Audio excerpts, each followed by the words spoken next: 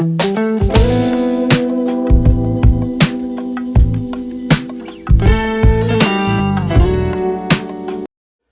everyone, it's Lynn from Lynn Vintage, and we're gonna make our chicken tomato casserole out of our McCall's book of wonderful one-dish meals again.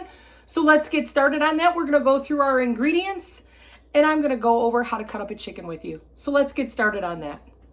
So for the ingredients for this dish, we need 2 tablespoons of butter, 2 tablespoons of oil. We've got a whole onion, large onion cut up. I've got a carrot cut up in here and a stalk of celery. It needs a pound of tomatoes in Italian seasoning. So I just grabbed a 14.5 ounce can. So we're just gonna use that today. This is a tablespoon of basil and a tablespoon of oregano. So 2 tablespoons in here, or you could probably just use Italian seasoning if you would rather. This is 1.5 teaspoons of salt, a 1/4 teaspoon of cinnamon, 1/8 teaspoon of pepper, and 4 cloves. And this is a 1/2 cup of wine. I'm just using something that I'm gonna drink. So Chardonnay. If you don't want to use wine, you could always just use some sort of broth. Chicken broth would be great. It also calls for 4 ounces of mushrooms. So I do have 8 ounces of steak cut mushrooms here, and a tablespoon of flour, which I'm sure is to thicken our sauce. We also have the star of our show, the chicken, on his poultry cutting board, which is yellow. So I'm going to go over how to cut up a chicken so that you guys can do it. It's fairly easy. You would also do it the same way when you're cutting up any type of poultry. So let's get started with that. Couple of things before we cut up a chicken is I had already washed, like just rinsed this one and patted it dry. And I have it on a cutting board, but you see how slippery this is? So I am just gonna dampen some towels and put that underneath because I don't want the board to slip and then I'll cut myself. And then I also wanna make sure that I have a good sharp knife. So let's get that done and then we'll go over the chicken. All right, even with just a little bit of towel, see now my board's not slipping anymore. And then we're gonna get into this guy, cutting him up into pieces. So the great thing about a chicken is he will actually, they kind of like tell you where to cut them. Do you see this fat line right here? You can see that right there. There's like a fat line that runs along where the chicken is. So we're gonna cut his legs off first. So we know right here by this fat line, it will open it up. So if we just open that up, right like that, we now have the whole leg and the thigh that we can then pop this out. And then we want to take our knife and see this bone right here. We want to then cut the thigh off of the chicken. So then now we can see that. So we can just run our knife right down here and cut the thigh and the leg off of the chicken. And then even with this, to cut this down further, when you open this up, you see this line here, right here, the thigh and the leg. That's where you want to put your knife in to cut the thigh from the leg off. Usually it works. Today, probably not. But it'll get you fairly close to where you want to be. Otherwise, you just got to kind of give it a little bit of a whack. But it should take you pretty close to the knuckle of cutting the thigh off of the leg, just like that. And then we would do the same to the other side. Right here, fat line. I'm going to open him up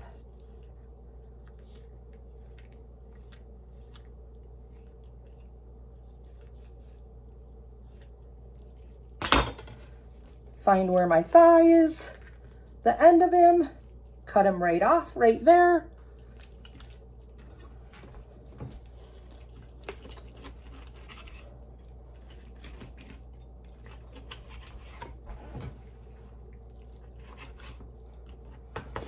And again, the line right there where we know we can cut the thigh from the leg bone off.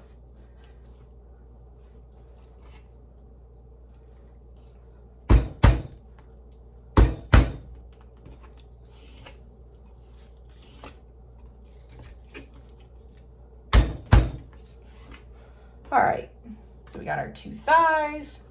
I'm gonna cut off some of the skin. So then we're gonna cut the wings off of our chicken. And I like to kind of like let weight do it. So I'll kind of hold the chicken up and then I'll just kind of score around the bottom of his wing, just so that I can kind of see where that cartilage is. See right there, it exposed it for me. So now I know I can just go right in and cut that chicken wing off. See? Same with the other side. I'm just gonna kind of like find where that cartilage is. Kind of like let weight do it. And then cut the wing right off. I usually cut these tips off. You can always save that for soup if you want to. So we got our 2 wings. So now we need to cut the back off from the breast. And again, you can see there is a fat line. Do you see it? There's like a fat line that runs right here. And on the other side, you can kind of see it right there. So if you had chicken shears, you could just cut right along that fat line, back away from the breast meat. But I don't have chicken shears with me right now. So I'm just gonna use my knife and just pull this right off. And we're just gonna then pull the back. So this is the back of the chicken, so we can use that for stock. And then there is, in here, there's a breastplate. I like to remove this breastplate before I try and cut the chicken breast in half. This is the hardest piece of bone that is in the chicken. So I like to try and get that out of there. So let me roll up my sleeves real quick. All right. Surgery, right?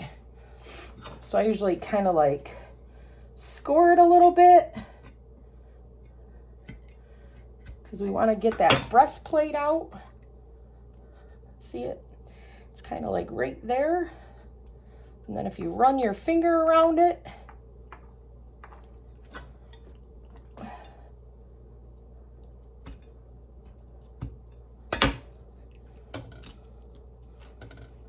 score that down.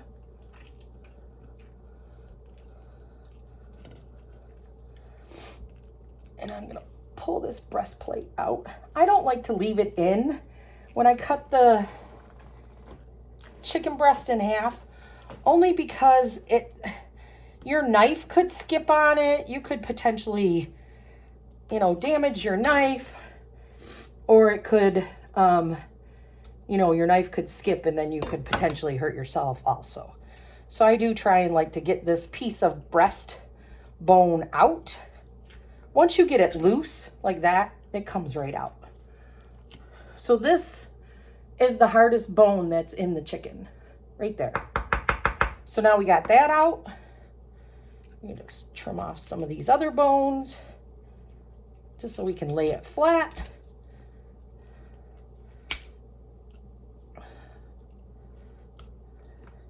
All right, so then we wanna like make sure our skin is all pretty. And then we're just gonna cut right down through the center.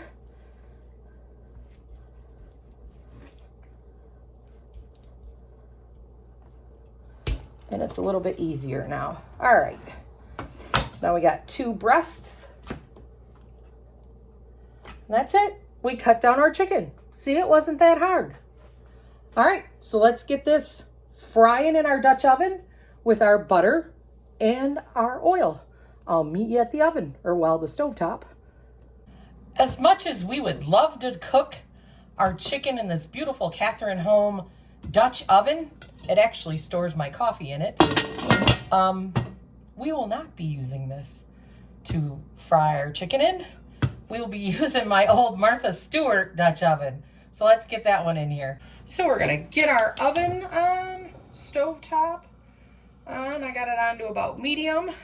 They got the 2 tablespoons of butter going in and the 2 tablespoons of oil, probably to rise that smoke point of the butter so that we don't want to burn our butter, is why they're probably adding the oil and the butter together.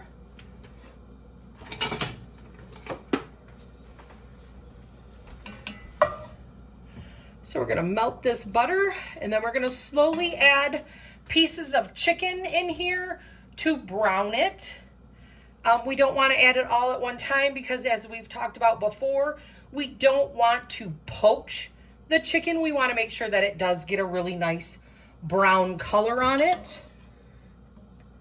And it's going to take a little bit because this is a cast iron Dutch oven, so it's going to take a little bit of time for this to heat up.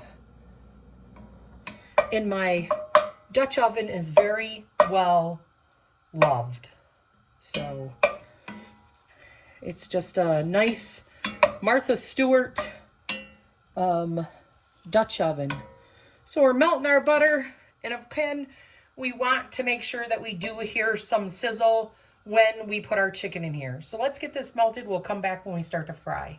So I just have half of the chicken in here. I got the breast, the chicken leg, a wing, and a thigh. So we're just gonna brown that on all sides, and then I'll put the other half in.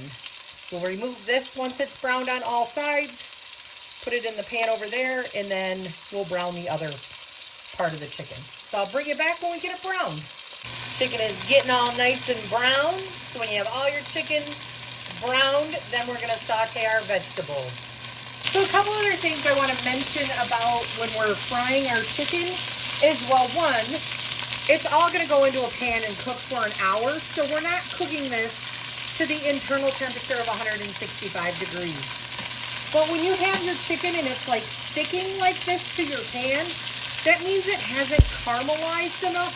So just give it a few more minutes, and once the chicken caramelizes, it will release from the pan, from the bottom of the pan. So just relax and let it take its time to caramelize. So we got our chicken out. We're gonna add our onion, celery, and carrot to the pan. Saute this around.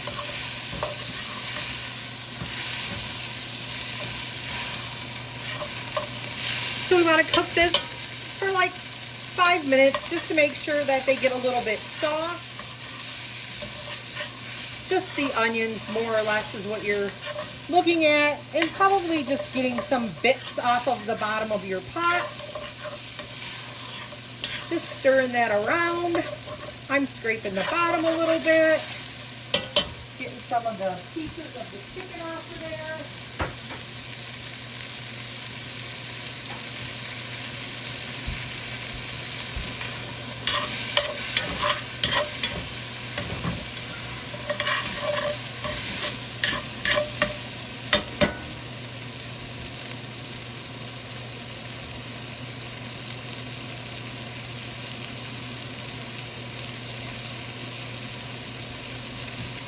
So then we're going to add our tomatoes.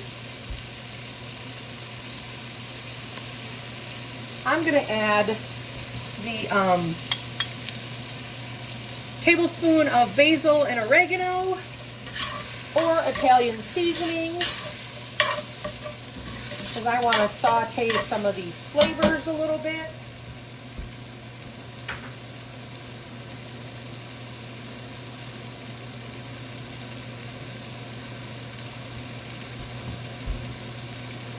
And then we have that salt, cinnamon, pepper. I'm gonna put that in there.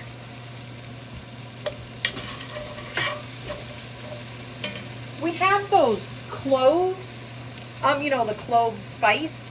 I stuck mine in a little piece of lemon, only because I want to make sure that I can fish them out. I'm hoping that they stay in there because nobody really wants to bite into a whole clove.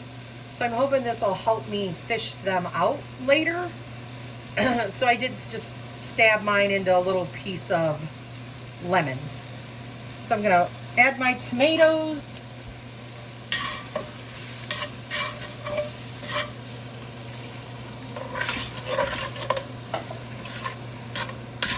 Kind of looks good. Smells good. I'm going to kind of wait and add this to the end just so that I know where it's at.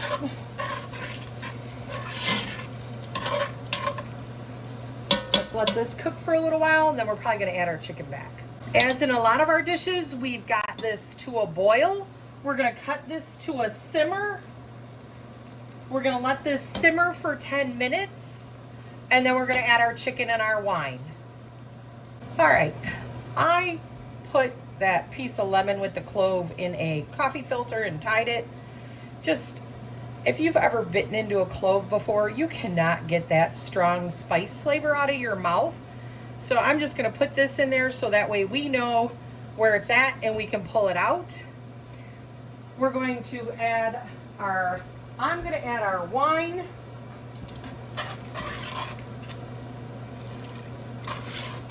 And then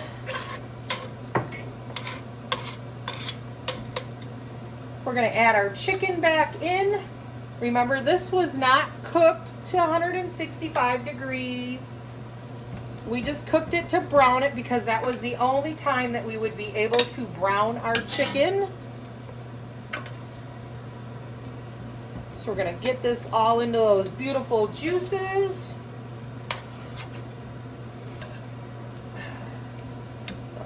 That little guy, tuck him in on the top.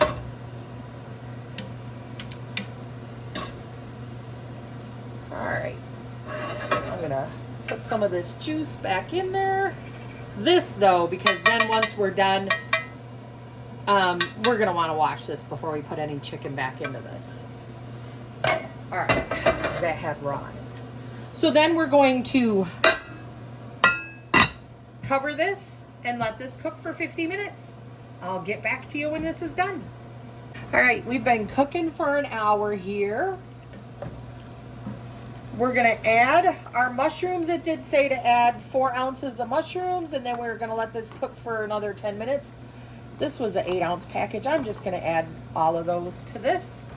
So then we're gonna mix these in, and we're just gonna let this cook for 10 minutes just to get these mushrooms to soften up a little bit.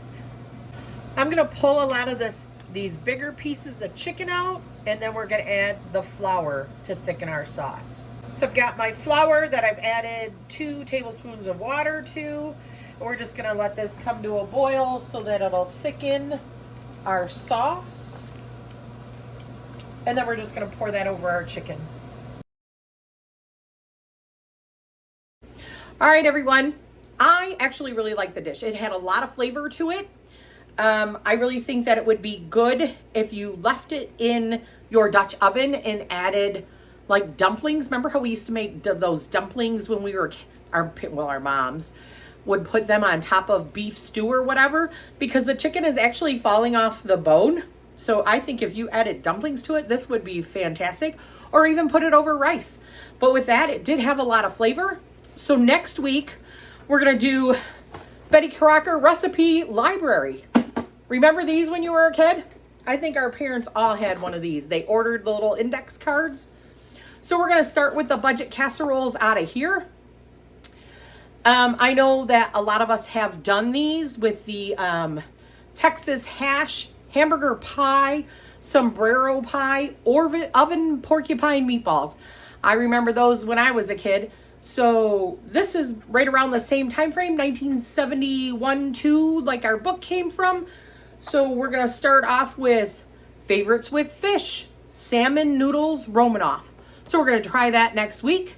So with that being said, this is Lynn from Haylin Vintage. Don't forget to like, comment, and subscribe to help my channel grow. I really enjoy doing these videos for you guys. So I'll see you real soon. Until next week, have a great one. Happy Memorial Day. Bye.